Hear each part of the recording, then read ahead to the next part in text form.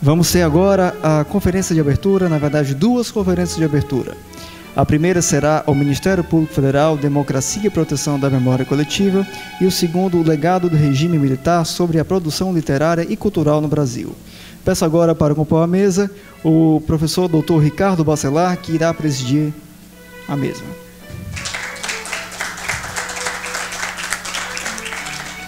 Peço também que acompanhe a mesa o professor Francisco Alberto Cunha, que será o debatedor dos temas que serão expostos.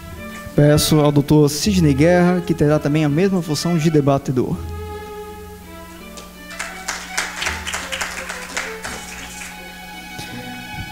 Apresenta a doutora Sandra Curro, conferencista do tema Ministério Público Federal, Democracia e Proteção da Memória Coletiva. Peço também agora que compõe a mesa a professora Rebeca Atêncio, que irá ser a conferencista do tema Legado do Regime Militar sobre a Produção Literária e Cultural no Brasil. Por favor, peço que sentem à mesa e eu farei agora a apresentação dos que a compõem. O professor Dr. Ricardo Bacelar, formado por essa universidade, é vice-presidente da OAB Seccional do Ceará, advogado atuante na área de Direito Empresarial e Propriedade Intelectual, vice-presidente da Academia Cearense de Letras Jurídicas, membro da Academia Cearense de Retórica, também do Conselho Federal da OAB e membro da Comissão Nacional de Relações Internacionais, é membro do Conselho Estadual de Cultura do Estado do Ceará, vice-presidente do Centro Industrial do Ceará, é professor também do curso de pós-graduação em Direito Internacional da Universidade de Fortaleza. Vou apresentar também o professor Francisco Alberto Cunha, que é bacharel em Direito pela Universidade de Fortaleza, mestrado em Direito e Desenvolvimento pela Universidade Federal do Ceará, doutorado em Direito pela Universidade Federal de Pernambuco, atualmente é professor titular da Universidade de Fortaleza, além de membro dos conselhos editoriais de revistas científicas tais como Revista Pensar da Unifor, Revista da Advocacia Geral da União e Políticas Culturais em Revista, CUT-UFBA.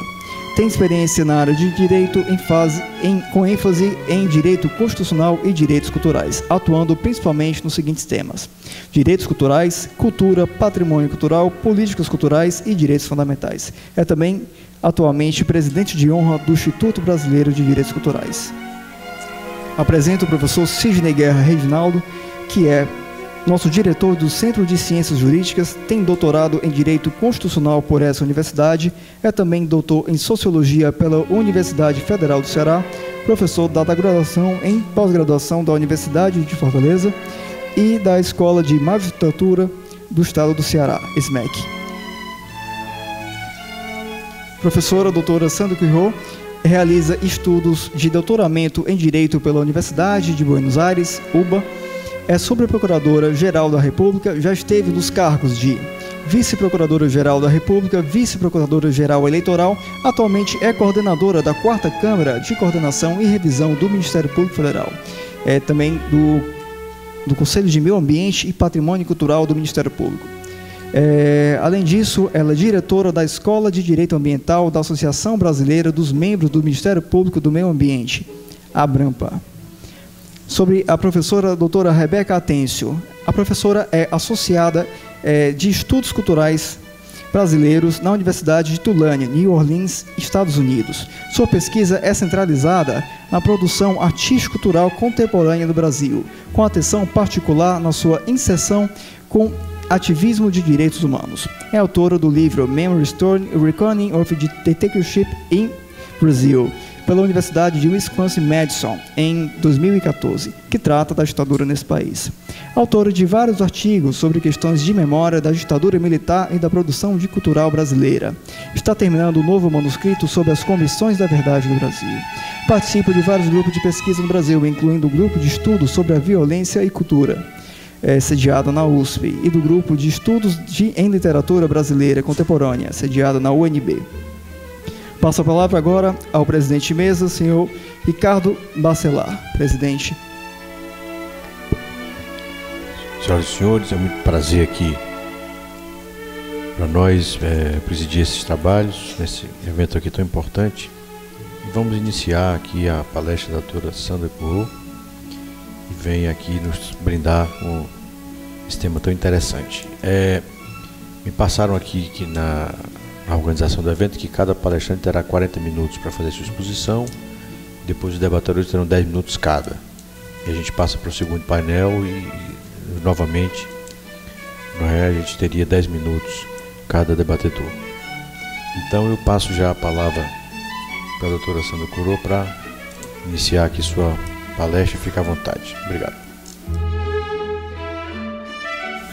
A ideia, quer dizer, não a ideia de falar desse tema, mas esse tema que eu vou abordar hoje, e eu vou dar uma de Herman Benjamin, na verdade o tema que está no programa não é o tema que eu vou abordar. Ele surgiu nas minhas preocupações já faz algum tempo. Acho que está ruim, né? Não, tá bom? Tá. Já faz algum tempo. A razão de ter despertado inicialmente a minha preocupação tinha um vínculo muito forte com o lugar onde eu nasci, com o Rio Grande do Sul, e com essa incapacidade que o Rio Grande do Sul tem de preservar os seus lugares de memória. E eu tenho uma ideia que eu vou começar expondo relativamente à vinculação da memória e da identidade culturais, não é? E eu estava tentando entender por que o Rio Grande do Sul tinha essa dificuldade de preservar lugares de memória, quando este ano, viajando para um encontro de procuradores da República, eu sentei ao lado de um antropólogo gaúcho. E, enfim, começamos a conversar, e ele me disse que ele já tinha se detido sobre essa questão e que, no entendimento dele, quando você sofre uma ruptura brusca no seu modo de vida, no seu modo de fazer, de criar, etc., de uma certa maneira você se desvincula do passado. E então essa perda do vínculo com o passado faz com que você também não se preocupe mais com outros vínculos com o passado que possam vir a surgir a partir daí. Então, a partir disso, eu fui tentando achar uma explicação para a questão. Assim como preâmbulo, quero lançar algumas ideias. Uma que eu já disse, que não há identidade onde não existe memória. Se você não tiver, se um povo não tiver memória do seu passado, se ele não tiver memória dos acontecimentos que formaram esse povo terá problemas de identidade. Também terá problemas de cultura, porque a cultura também está muito ligada à memória. E, então, nós chegamos à conclusão que não há memória se não houver identidade. O esquecimento ele vai produzir um rompimento com um laço de identidade e, consequentemente, se nós não tivermos memória, a identidade não vai passar de uma ilusão.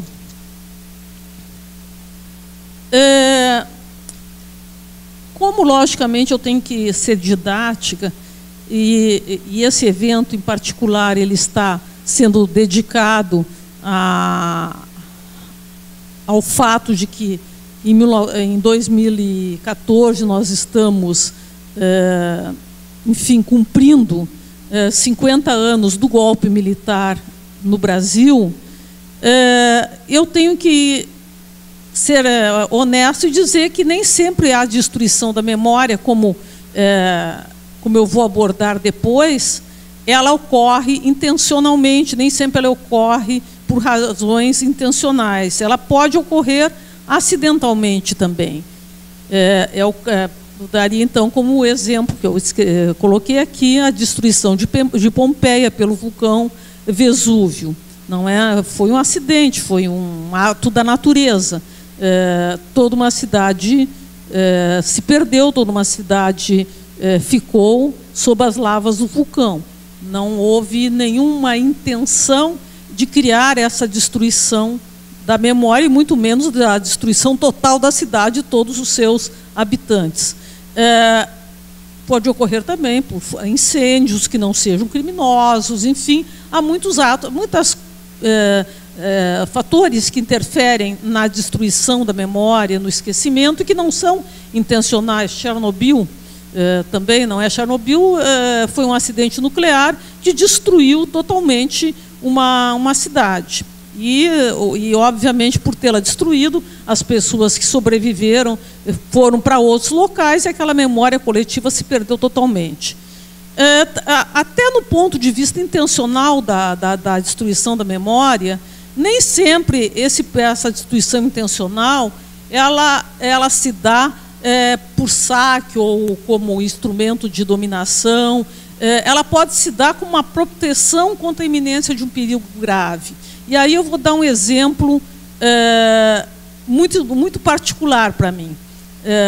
Quando eu tinha 17, 18 anos, eu fazia parte num grêmio estudantil de uma escola pública no Rio Grande do Sul, chamado Colégio Estadual Júlio de Castilhos, e essa escola era a escola modelo do Estado, e nós, inclusive, ingressávamos lá por um exame de seleção semelhante a um vestibular. Então, eu ingressei, obviamente, antes. Quando eu tinha 17 para 18 anos, houve o golpe militar. Num primeiro momento, nós tínhamos uma atividade intensa de política estudantil, um grêmio estudantil muito atuante. Num primeiro momento, nós, como todos acho que os demais estudantes de esquerda, como se dizia na época, não nos demos muito conta do que estava acontecendo. Logo a seguir, começamos a ver que estava se fechando o cerco, professores eram demitidos, enfim, o colégio começava a tomar atitudes que refletiam um novo momento na história política do país. Num primeiro momento, nós, integrantes do Grêmio Estudantil, pegamos aquelas coisas, documentos, cadernos de cultura do CPC da UNE, discos que nós considerávamos que pudessem ser objeto de mais preocupação da direção da escola e de possível punição a nós mesmos, e levamos para casa. Evidentemente que nossos pais nunca ficaram sabendo disso, né? Acredito que minha mãe morreria se soubesse o que eu estava carregando para casa. Mas depois nós nos demos conta que isso não era suficiente e um dia resolvemos queimar tudo que tinha lá dentro. E o local escolhido foi o banheiro, mais especificamente o vaso sanitário. Só que era tanto papel que lá pelas tantas o vaso trincou. E isso eu tinha esquecido totalmente, um colega me lembrou depois. Então nós terminamos até provocando um dano ao patrimônio do colégio, no afã de destruir documentos que nós entendíamos que poderiam nos causar um perigo. Esse perigo, no caso, era de expulsão do colégio, e vários colegas vieram a ser efetivamente expulsos por atos que a direção do colégio considerou já na ocasião atos subversivos. E claro que a forma mais comum de destruição da memória são os saques, guerras de conquista, furtos de bens integrantes do patrimônio cultural, enfim, situações como o nazismo, ou como instrumento de dominação. E aí nós aqui da América Latina conhecemos isso muito bem, porque a memória da América Latina foi massacrada como instrumento de dominação, guerra de conquista, não é, dos espanhóis, dominação pelos portugueses, no caso do Brasil, da colônia, né? E também pelas ditaduras, pela ditadura do Estado Novo e pela ditadura militar. Do Estado Novo, o Ricardo falará amanhã. Isso aqui eu queria mostrar para vocês. Esse templo, Wat Mahatha, é o maior mosteiro da Tailândia, e ele começou a ser construído em 1374. ele tinha uma imagem de Buda em pedra verde, sentado em um trono. E havia outras imagens, muitas imagens de Buda, e todas adornadas com pedras preciosas. Houve uma invasão birmanesa na Tailândia e os birmaneses saquearam, como sempre ocorre, não é? Nessas invasões, todas essas imagens, as pedras preciosas, o ouro, etc. E deixaram lá a imagem pura e simples. O templo ficou abandonado durante mais de 100 anos. Hoje ele integra o patrimônio da humanidade da Unesco. No local, então, durante esses mais de 100 anos, cresceram árvores. E uma cabeça de Buda ficou envolvida, vocês podem ver bem ali embaixo, ela ficou envolvida nas raízes de uma das árvores. A árvore cresceu e envolveu uma cabeça que tinha ficado caída no chão quando houve o saque, e no saque todos os bens preciosos foram levados, menos aquilo que para os birmaneses não era precioso. Então, quando você vai conhecer esse mosteiro, você encontra essa árvore fantástica com essa cabeça de Buda. Ela estava ali, a árvore cresceu e envolveu-a. Outro caso seria o da Biblioteca de Alexandria. Essa também, a gente estudou no colégio que ela tinha sido incendiada acidentalmente. Hoje nós sabemos que não, que na verdade essa destruição ela se deu gradativamente. Ao que parece, Júlio César teria sido o primeiro que começou a destruí-la, levado uma parte de livros, o resto ele teria guardado. Num segundo momento, o imperador Diocleciano teria feito uma nova queima, um novo saque, e depois, posteriormente, os árabes teriam destruído por completo a biblioteca. Aí já estamos em 646 depois de Cristo. No caso do Diocleciano, ele estava interessado em queimar as obras de alquimia, para impedir que outros povos pudessem produzir ouro, prata. E no caso dos árabes, livros de magia, livros de alquimia, de astrologia, etc. Era uma gigantesca biblioteca, tinha mais de 532 rolos. 500.000 rolos. Essa história de fazer esquecer não é uma coisa nova. Quando eu era professora de História das Ideias Políticas, quando a gente falava na Grécia, normalmente se falava no ostracismo. E o ostracismo em Atenas, né, na cidade-estado de Atenas, era um processo anual de votação, no qual todos os cidadãos, e cidadão em Atenas não eram todos os habitantes, os estrangeiros não eram cidadãos, os escravos não eram cidadãos. Então, os cidadãos votavam em plaquinhas de cerâmica. Eu tive a oportunidade, depois de ver essas plaquinhas no museu em Atenas, que se chamava Ostracon, pessoas que poderiam colocar, pela sua ação política, em risco a democracia de Atenas.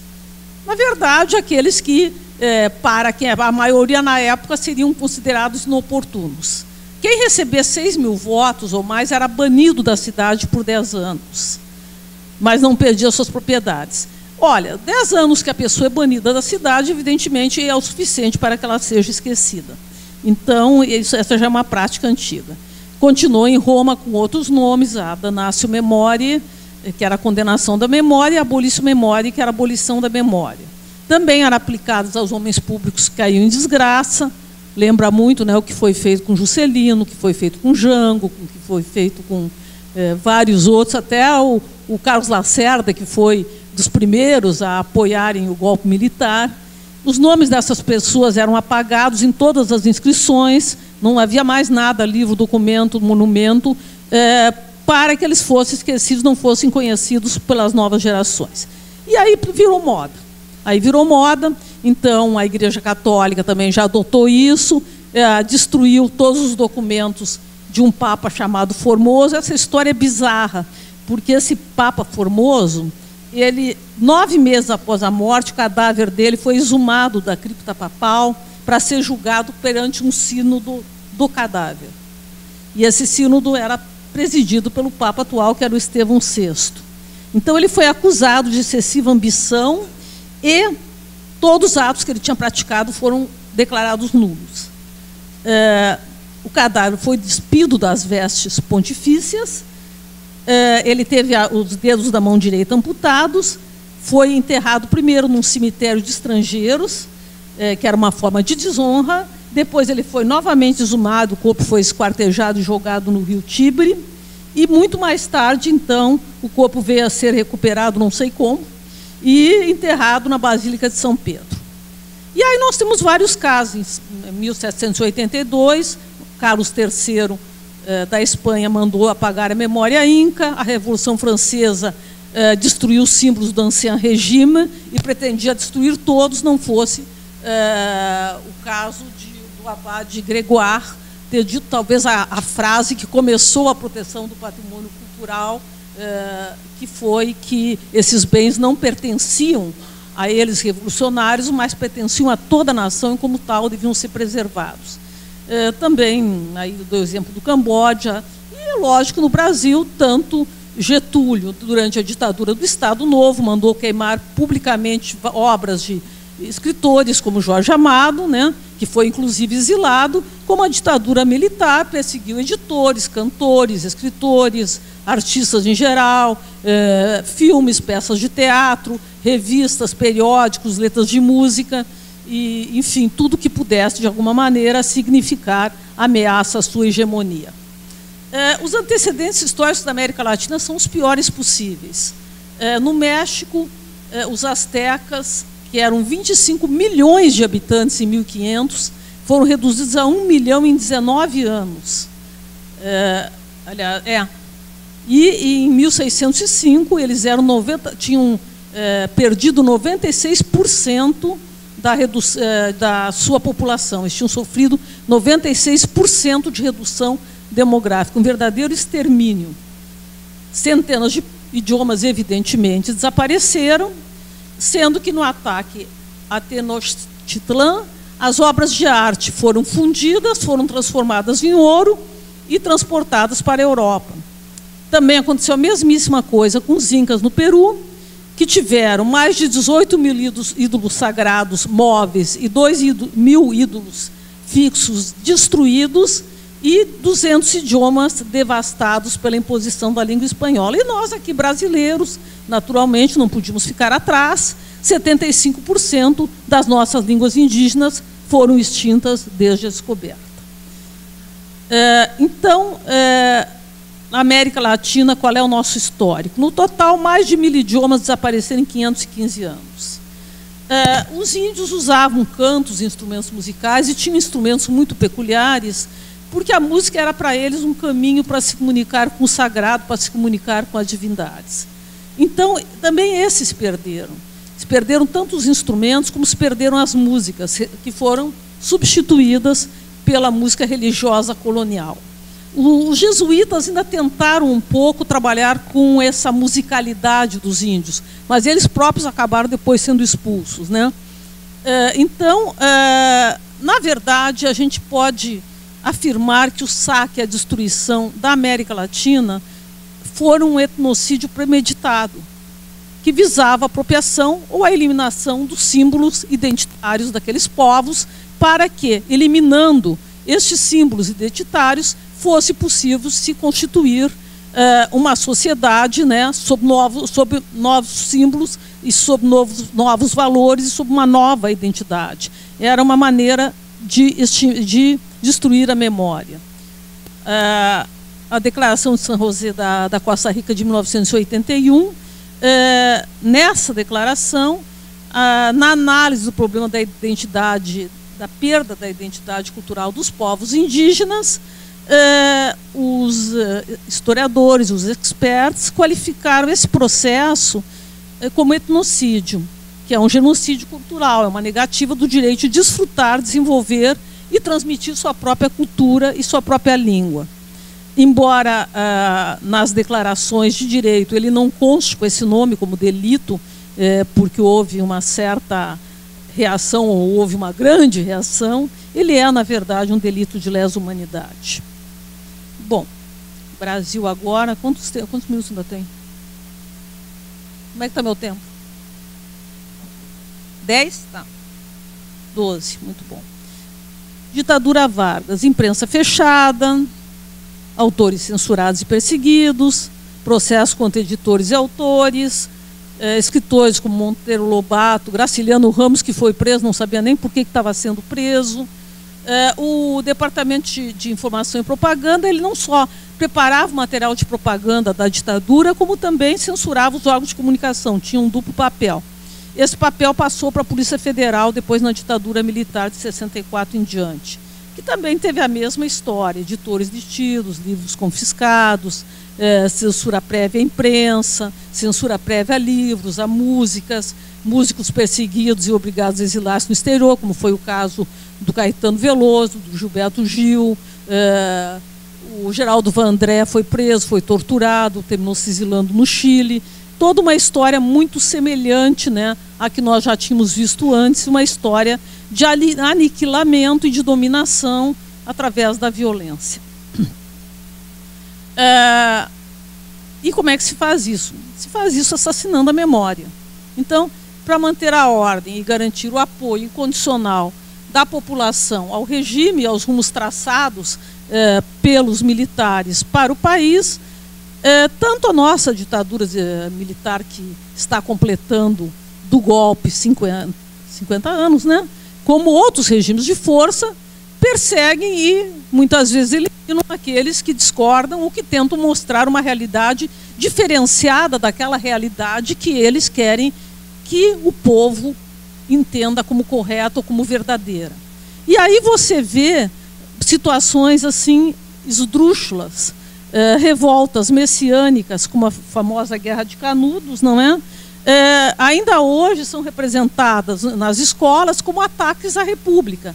Embora o Antônio Conselheiro, na verdade, muito provavelmente não tinha como primeira preocupação nada que dissesse respeito a um debate político.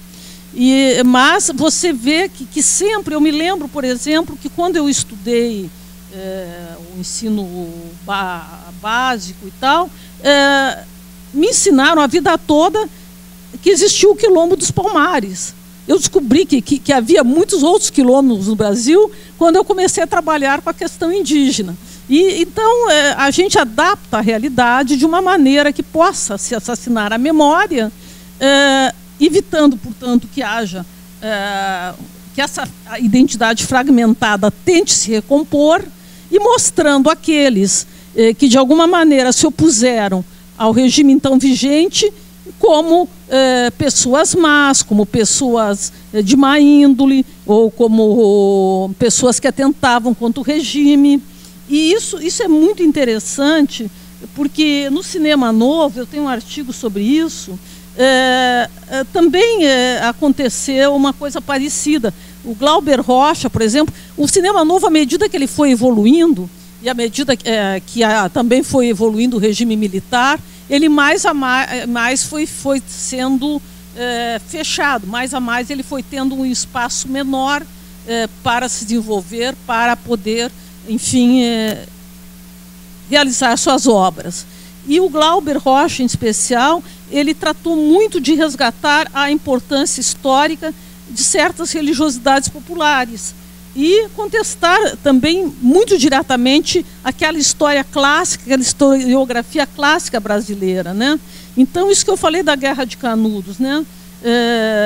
Ainda que as preocupações daqueles que se rebelaram não fossem provavelmente nada ligado a um debate político, Antônio Conselheiro foi apresentado como uma pessoa perigosa, como alguém que estivesse rebelando contra a República Brasileira.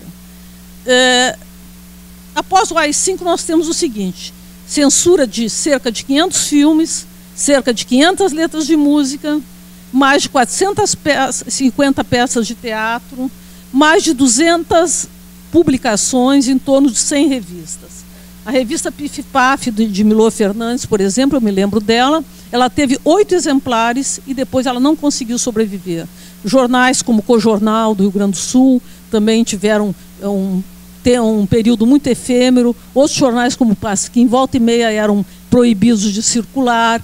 Jornais enfim, importantes, como o Estado de São Paulo, muitas vezes apresentavam na sua página, primeira página, um poema ou uma receita de comida, porque isso então era a representação de que aquilo tudo tinha sido censurado, que antes compunha aquela primeira página, e assim vai. Uma coisa muito interessante é uma música do João Bosco e Aldir Blanc, chamada Mestre Sala dos Males.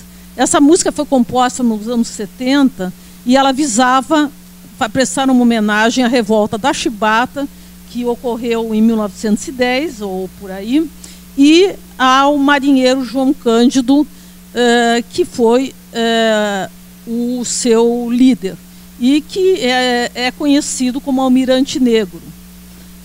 Essa música ela entrou e saiu tantas vezes da censura, ela teve tantas vezes a sua letra mutilada, que quando ela fez muito sucesso, mas quando a gente ouve, a gente não consegue associá-la à revolta da Chibata, porque ela fala que há muito tempo, nas águas da Guanabara, o dragão do mar reapareceu na figura de um bravo marinheiro, de um bravo feiticeiro, a quem a história não esqueceu. Feiticeiro, conhecido como navegante negro, e aí vai, ao acenar no mar, na alegria das regatas, foi saudado pelas mocinhas francesas. Rubras cascatas jorravam das costas dos santos entre cantos e chibatas. Fica uma coisa completamente sem pé na cabeça. E, na verdade, não era um bravo feiticeiro, era um bravo marinheiro.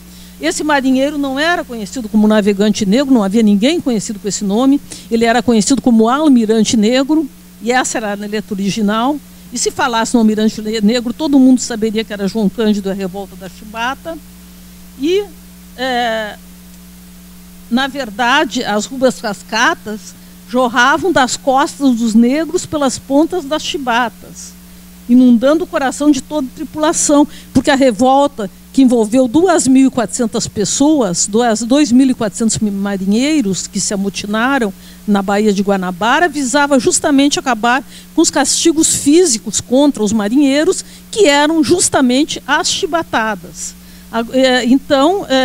e ela termina dizendo que este almirante negro, não é? Ele tem por monumento, o que ele pode ter de melhor? As pedras pisadas do cais. Agora, da maneira como a censura acabou deixando essa música, eu mesma, na época, não consegui fazer a relação dela com a revolta da Chibata, porque ela foi tão mutilada que ela já não tinha mais sentido nenhum. E muitas outras tiveram o mesmo destino. Quando eu trabalhava no Rio de Janeiro, eu tive, eu acho que a sorte de atuar no processo do escritor Rubem Fonseca contra a União Federal. Ele pedia danos morais e materiais porque ele ficou impedido de publicar no Brasil durante praticamente toda a ditadura militar. Isso foi porque um coronel, o filho do coronel no caso, chegou em casa com um livro do Rubem Fonseca que a professora tinha mandado ler, e o pai achou que o livro era pornográfico, se queixou às autoridades superiores, e o Rubem Fonseca foi simplesmente banido das escolas brasileiras e proibido de publicar no Brasil. Ele passou esses anos da ditadura publicando no exterior. Foi muito interessante porque havia um parecer de um colega meu contra o Rubem Fonseca, e tinha sido assinado como União Federal. E eu pedi para fazer parecer oral e fiz um a favor. E 2, 3 dias depois chegou no meu gabinete um rapazinho levando um livro do Rubem Fonseca, era aquele livro Agosto, e ele disse, o escritor Rubem mandou para a senhora. E eu abri, estava para a doutora Sandra com admiração. Eu tenho até hoje esse livro e é uma coisa que me deixou muito feliz, uma das coisas legais da minha vida. Outras coisas ridículas, o cantor e ator Yves Montand, que morreu em 91, ele era um chansonnier francês, ele não cantava nem música de protesto, os discos dele não podiam ser vendidos no Brasil, porque ele era comunista. Agora, as músicas dele eram cantigas, eram cantos, não tinham nada a ver com a sua opção política. Mas, ainda assim, ele não podia ser vendido no Brasil. E eu me lembro que, em 78, eu entrei no Brasil com um monte de discos dele dentro da mala, eu estava em estágio probatório, morrendo de medo que a Polícia Federal descobrisse e eu terminasse não sendo confirmada no meu estágio. Censura teatral também, Ó Minas Gerais, foi uma peça que já tinha passado e depois foi proibida porque fazia referência ao presidente Juscelino Kubitschek, que era uma pessoa extremamente popular, e isso não interessava ao regime. Outros textos censurados: Morte e Vida Severina, de João Cabral de Melo Neto, Liberdade, Liberdade, de Flávio Rangel. E o que eles considerassem atentatória à moral e os bons costumes, gerasse algum tipo de questionamento e críticas ao regime, e era igualmente censurado. 2 grupos de teatro foram extintos durante a ditadura: a Oficina, do José Celso Martinez, e o Arena, do Augusto Boal. E teve aquele episódio famoso de julho de 68, quando o comando de caça aos comunistas invadiu o Teatro Ruth Escobar, espancou o elenco de Roda Viva, não é, do Chico Buarque, tirou a roupa da Marília Pêra e de um ator, Rodrigo Tenório, eu acho, enfim, deixou-os nus e destruiu cenários e equipamentos. Estávamos, então, na fase mais, talvez, pesada do regime militar. Bom, já falei do Mestre Sala dos Mares, né? A razão apontada foi que a Marinha não toleraria loas a um marinheiro que quebrou a hierarquia e matou oficiais, e ainda por cima, como disseram na época os censores, negros, negros, negros. Então, o que eu concluo?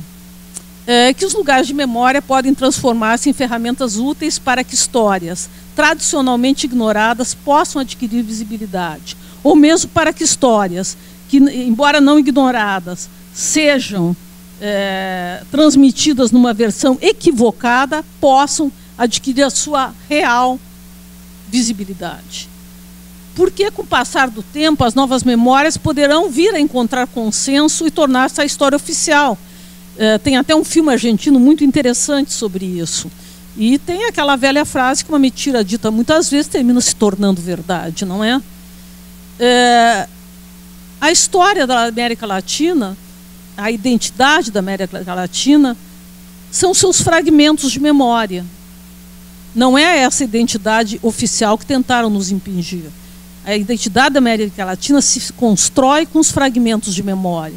Com os fragmentos de memória dos índios, com os fragmentos de memória dos negros, com os fragmentos de memória de todos aqueles grupos que formaram esse grande caldo que são os países da América Espanhola e que é o Brasil. Quem duvida dos seus próprios valores, efetivamente, vai se tornar presa num conflito, porque a identidade está em constante processo. É o meu último slide. Está em constante processo de formação. A identidade ela é dinâmica, ela não é algo que está parado no tempo. E essa transculturação ela vai segmentar a visão social e fazer supor uma ausência de identidade. Então, o que nós precisamos é trazer à luz os fatos que compuseram a nossa história, trazê-los à luz de maneira correta, para que a nossa identidade se mantenha e seja preservada. Muito obrigada.